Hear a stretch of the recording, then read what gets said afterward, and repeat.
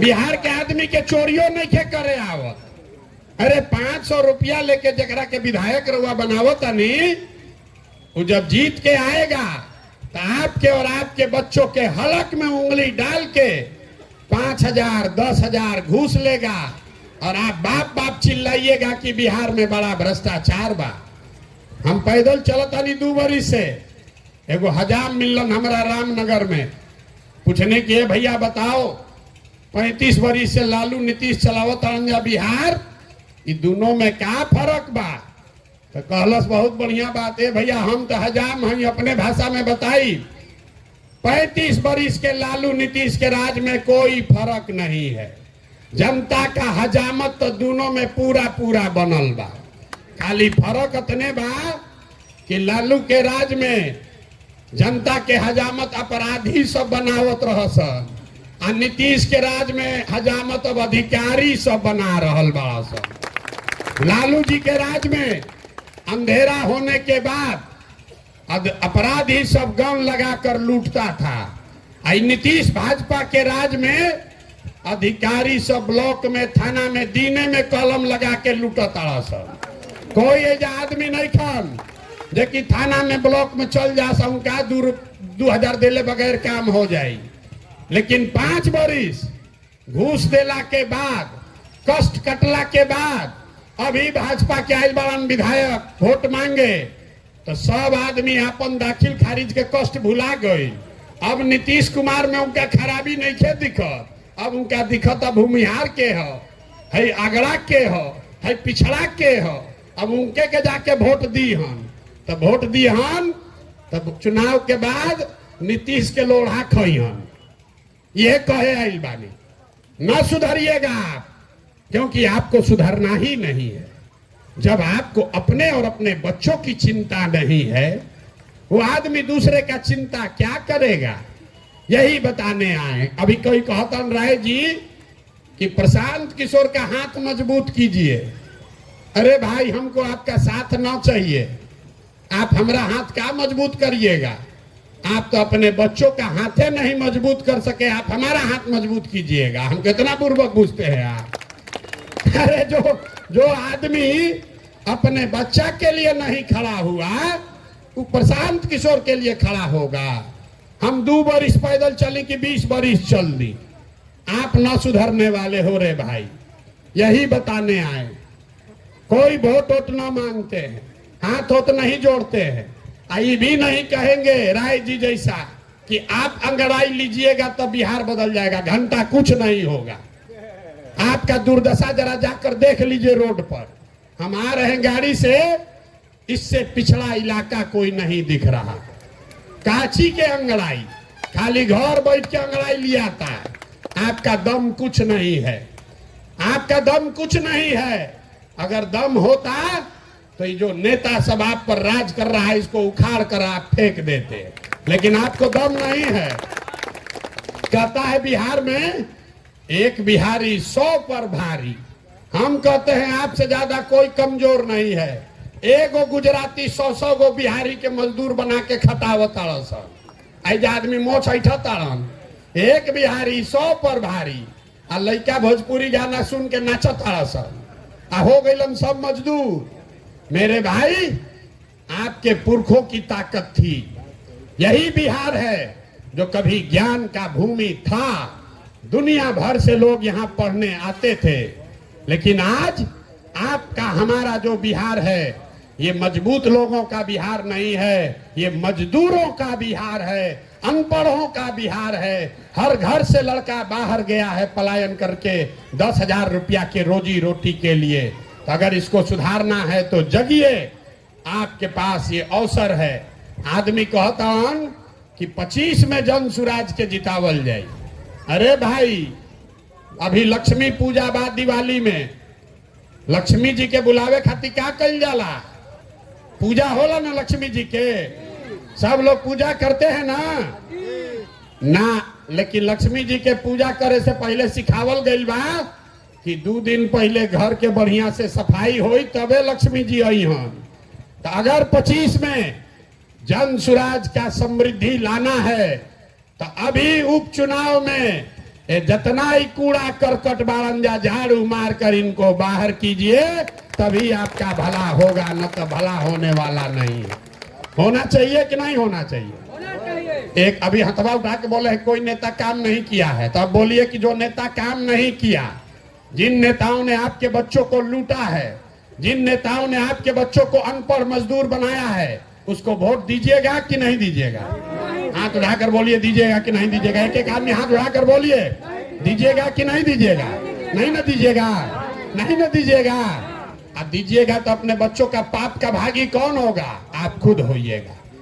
जन सुराज अच्छा लगे तो जन सुराज को दीजिए, नहीं अच्छा लगे तो कोई बात नहीं, निर्दलीय को दो। वो भी अच्छा न लगे, नोटा पर बटन दबाइए। लेकिन जिन नेताओं ने आपको और आपके बच्चों को लूटा है, उसको वोट मत दीजिए। यही बात बताने आए हैं। अब इतना देर आप हमारा बात सुन लिए। हम 2-2.5 बरिस से पैदल चलत रही। 5 दिन आप जाते हैं बाबा धाम, आपका हाथ पैर फूल जाता है। हम 2 बरिस से पैदले चल देनी। कैसे चलता नहीं?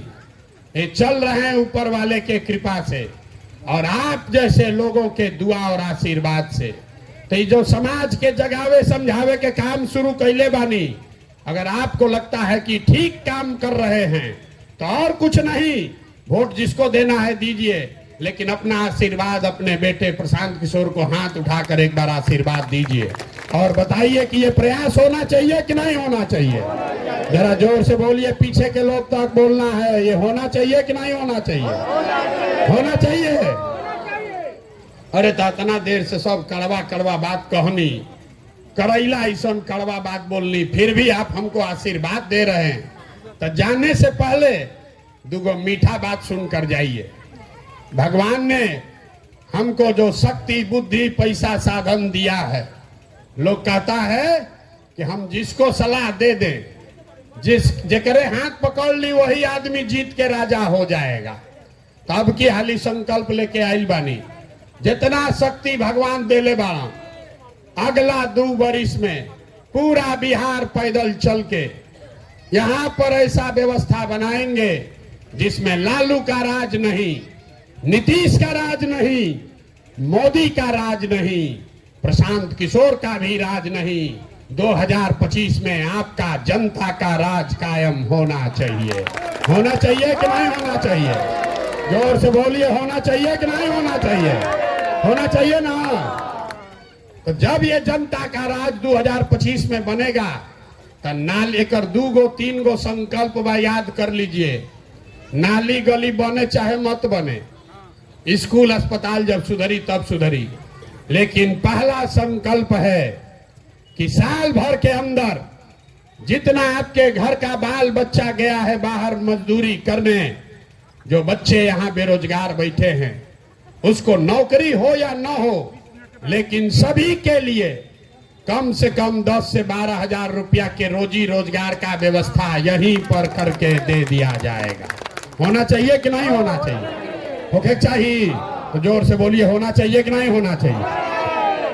तो आपकी हाली छठ में लड़का है, यह सन छठ में आपका पति आपका भाई आएगा तो उसको बोल दीजिएगा कि अगला बरिस छठ में जब आईबा 2025 के छठ में आईबा तो फिर मजदूरी करे खरे खातिर बिहार से बाहर ना जाए पड़ी। प्रशांत किशोर का वादा आपसे है। और यहाँ जितना लोग 60 बरिस से ज्यादा उम्र के हैं, नीतीश कुमार 400 रुपया का आपको भीख दे रहा है। महंगाई के जमाना में 400 रुपया दे रहा है, अपने बैठा है कोठी में, गरीब आदमी को दे रहा है 400 रुपया। तो इसलिए तय हुआ कि जब ये जनता का राज बनेगा तो 60 बरस से ज्यादा उम्र के हर महिला पुरुष को कम से कम 2000 रुपया महीना पेंशन के व्यवस्था जरूर कर दिया जाए। होके के चाहे कि ना होके के चाहे? जोर से बोलिए, होके के चाहे कि ना? ना बोलिएगा तो ना हो। जोर से बोलिए, होने के चाहिए कि नहीं चाहिए? 2000 होके के चाहिए ना। तीसरा और अंतिम संकल्प, ये पैसा से गरीबी ना दूर हो। गरीबी दूर तब हो जब लड़कन के पढ़े के व्यवस्था हो। गरीब का बच्चा जब पढ़ने जाता है सरकारी स्कूल में तो या खिचड़ी खा के घरे चल आवता लड़का पढ़ते नहीं थे। हमनी के देखी जे सरकारी स्कूल में पढ़ल बानी जा, सरकारी स्कूल से पढ़ के यहाँ पहुंचे हैं।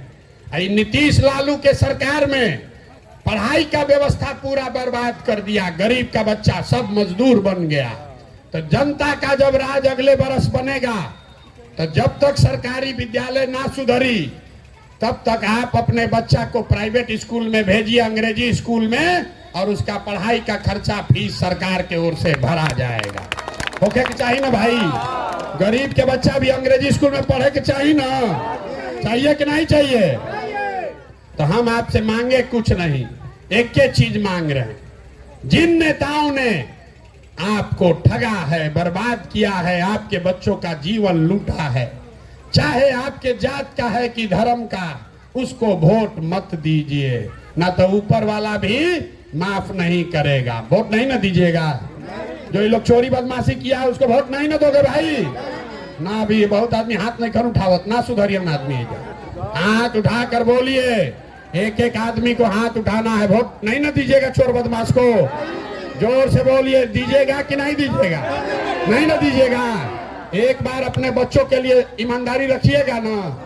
अब पैसा बटी तो ले लेबे के बाद, जे पैसा देबे आई उनका से पैसा ले लेबे के बाद, ये गरीबे का पैसा लूट के बैठा है।